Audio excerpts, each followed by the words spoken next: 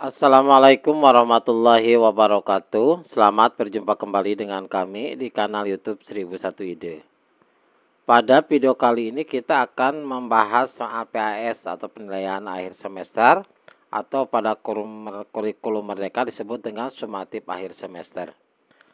Mata pelajaran Bahasa Indonesia kelas 8 sekolah menengah pertama.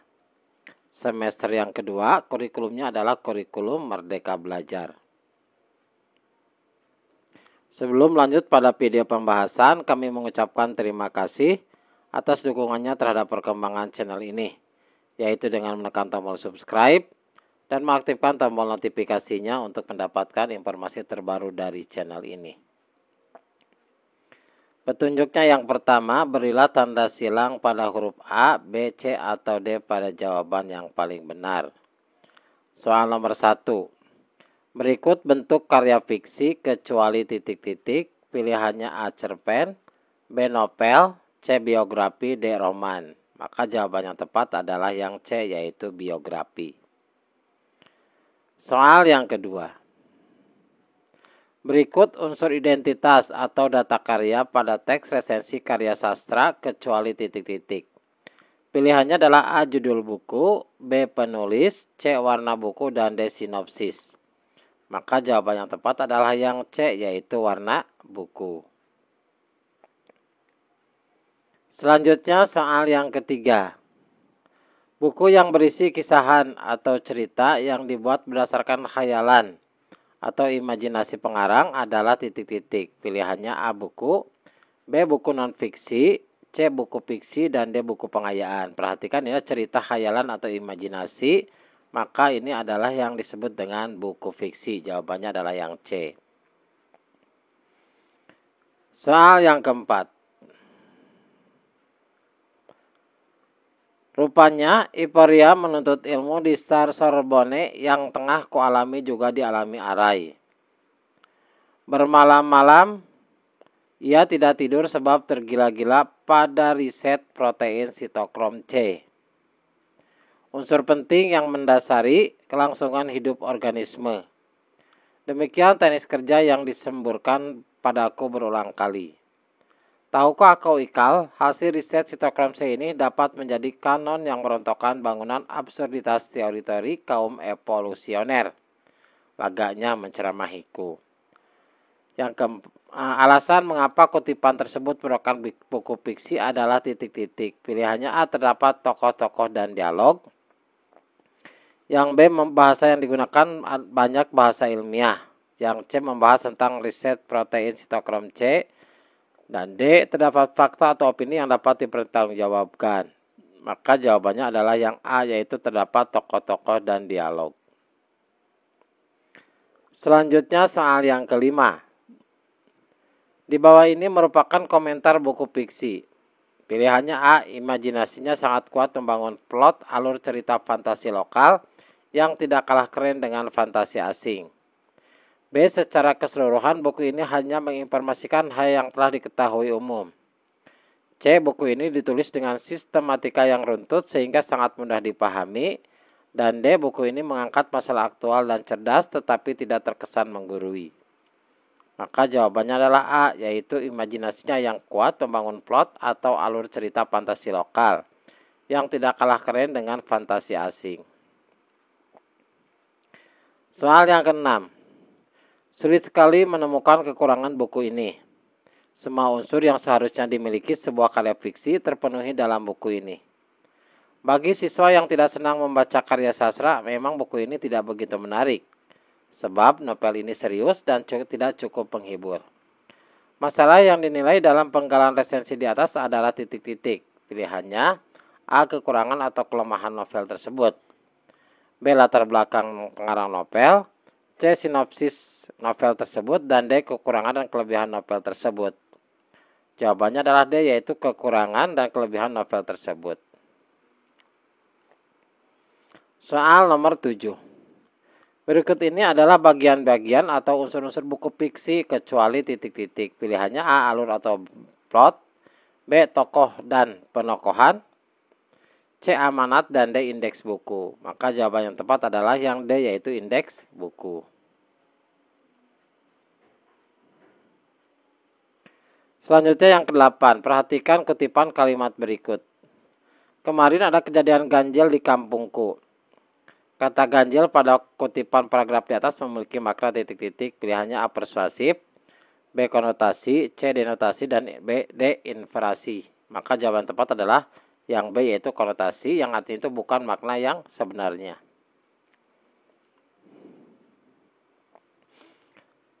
Yang soal nomor 9, bentuk karya sastra dari hasil ungkapan atau perasaan penyair dengan bahasa yang terikat irama, rima, penyusun lirik dan bait serta penuh makna. Pernyataan tersebut merupakan pengertian dari titik-titik. Pilihannya A prosa, B cerpen, C karya sastra, dan D puisi. Maka jawabannya adalah yang D yaitu puisi. Soal yang ke-10, bacalah kutipan puisi berikut. Karena kasihmu, engkau tentukan waktu, sehari 5 kali kita bertemu. Ini karya Amir Hamzah, judulnya adalah karena kasihmu. Tema yang tepat untuk puisi tersebut adalah titik-titik. A. Keindahan alam, C. Cinta tanah air, C. Ketuhanan, dan D. Percintaan. Maka jawaban inilah hubungannya dengan ketuhanan. Perhatikan, engkau tentukan waktu sehari 5 kali kita bertemu. Ini adalah menunjuk kepada Tuhan Yang Maha Esa, yaitu perintah melaksanakan sholat.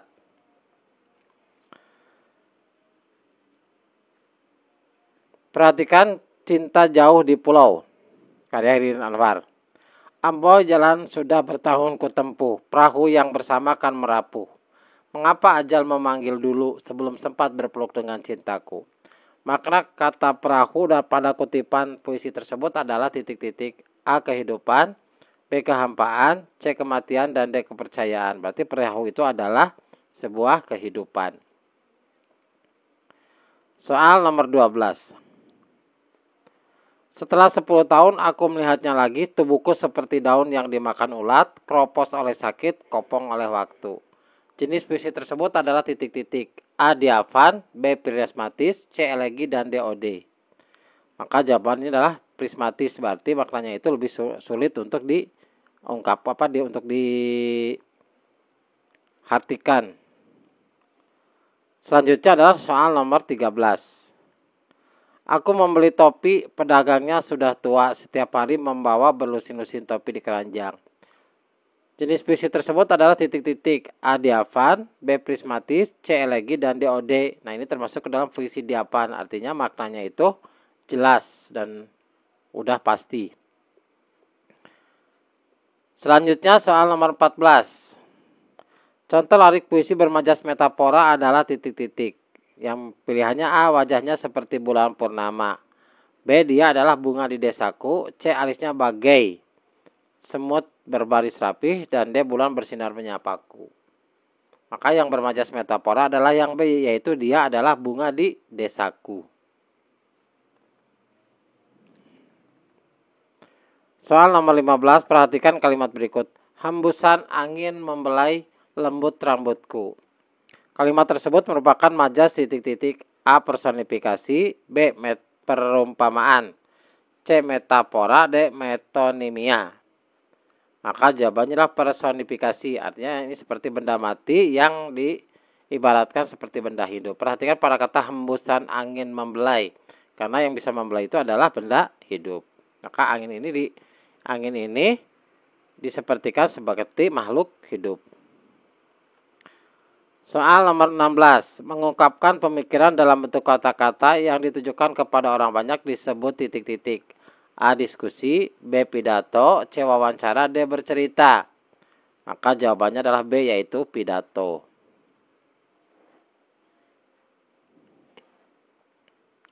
Selanjutnya yang 17.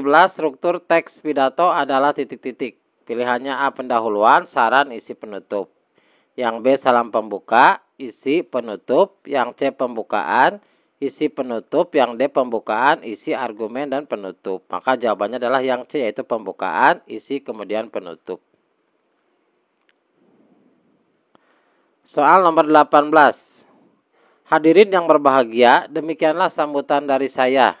Mohon maaf atas segala kekurangan dan terima kasih atas segala perhatian hadirin. Wassalam. Paragraf di atas merupakan bagian titik-titik dari sambutan atau pidato. A. Pembukaan, B. Penutup, C. Isi, dan D. Rangkuman. Maka jawabannya adalah yang B, yaitu penutup. Perhatikan pada kata demikianlah sambutan dari saya. Nah, ini adalah penutup. Soal nomor 19. Pidato yang dilakukan secara tiba-tiba disebut titik-titik. A. Pidato impromptu, B. Pidato manuskrip, C. Pidato memoriter, dan D. Pidato extempore. Maka yang dilakukan secara tiba-tiba dan spontan adalah pidato impromptu. Soal nomor 20. Langkah awal yang perlu ditentukan dalam menyusun naskah pidato adalah titik-titik. Pilihannya tujuan pidato, B. Tema pidato, C. rangka pidato, dan D. Sambutan. Maka langkah pertama yang dilakukan untuk menyusun naskah pidato adalah melakukan B, yaitu membuat tema pidato. Selanjutnya soal nomor 21. Bacalah kutipan pidato berikut. Mari kita dekatkan anak-anak kita pada buku. Akrabkan mereka pada kegiatan gemar membaca. Jangan menjadikan kegiatan membaca sebagai hobi semata, tetapi menjadikannya sebagai kebutuhan untuk menghadapi tantangan masa depan yang semakin berat. Isi penggalan pidato tersebut berupa titik-titik.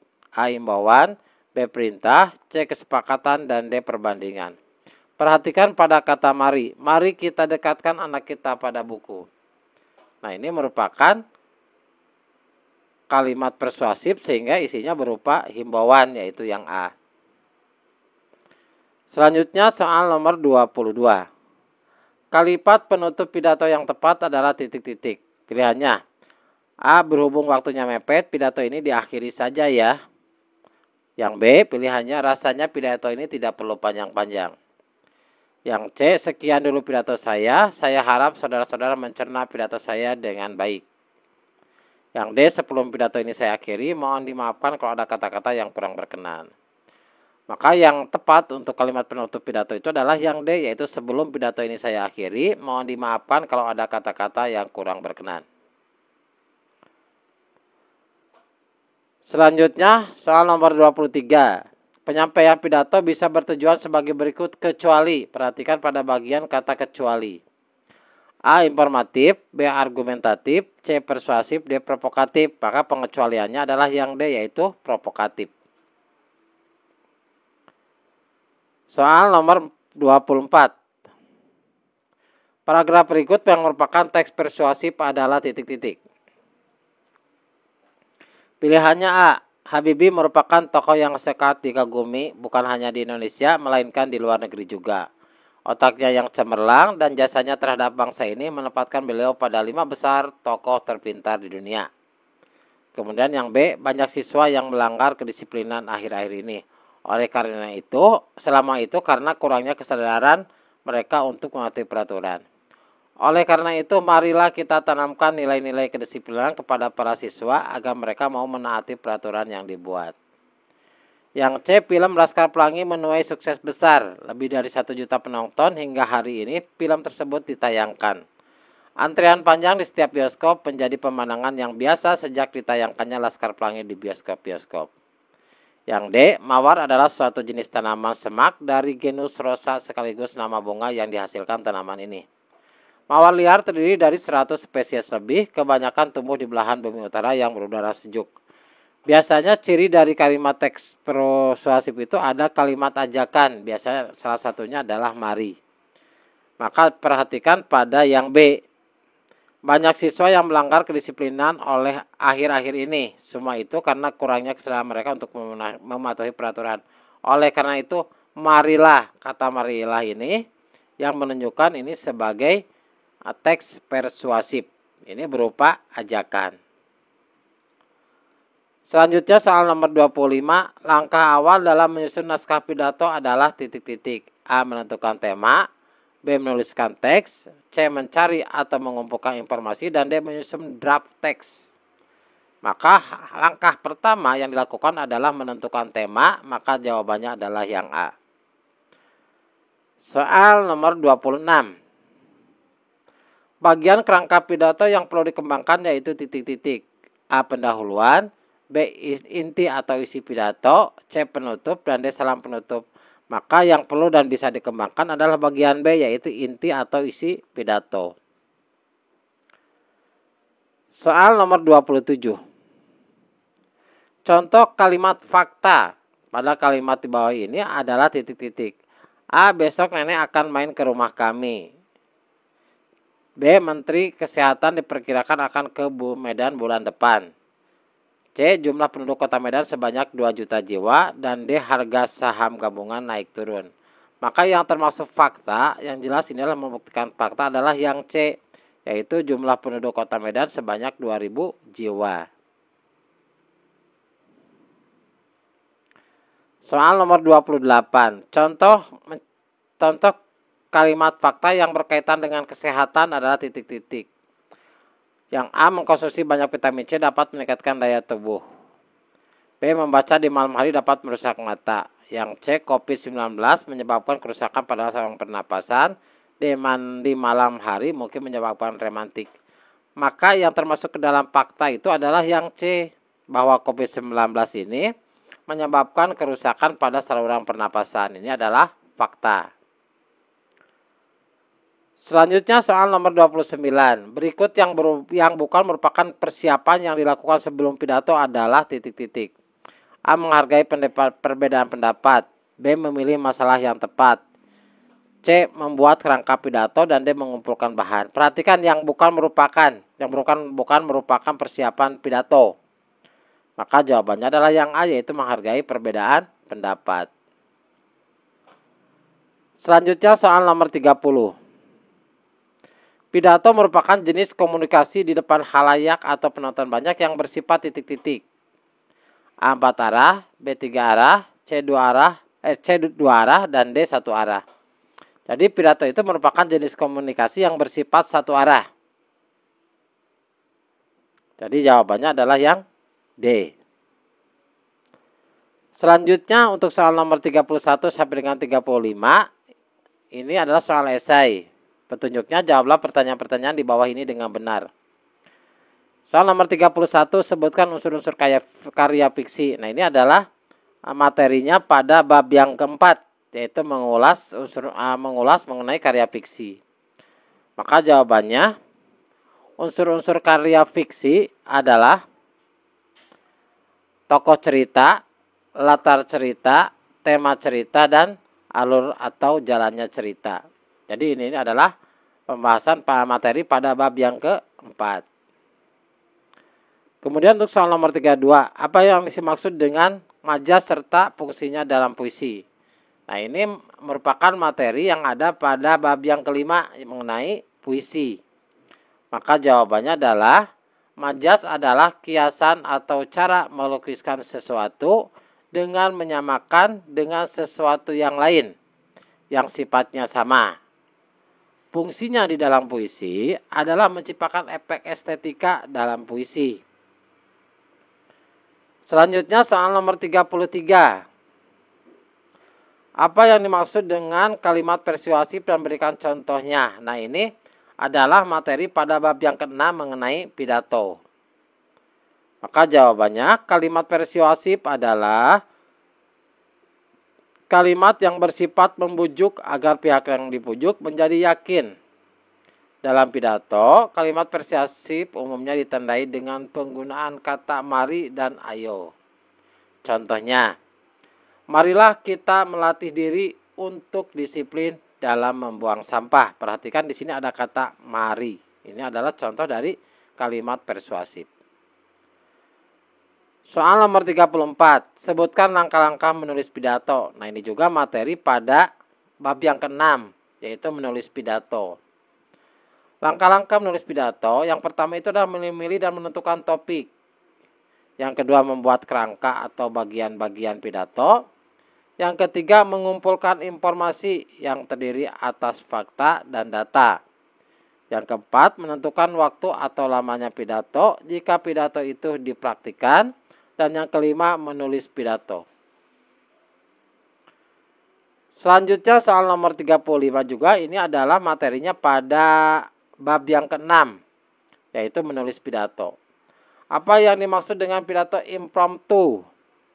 Maka jawabannya, pidato impromptu adalah pidato yang dilaksanakan secara spontan dan tiba-tiba. Demikianlah video soal penilaian akhir semester atau dalam kurikulum mereka disebut sematif akhir semester. Mata pelajaran Bahasa Indonesia kelas 8 semester yang kedua. Kurikulum Merdeka Belajar. Semoga video ini bermanfaat. Assalamualaikum warahmatullahi wabarakatuh.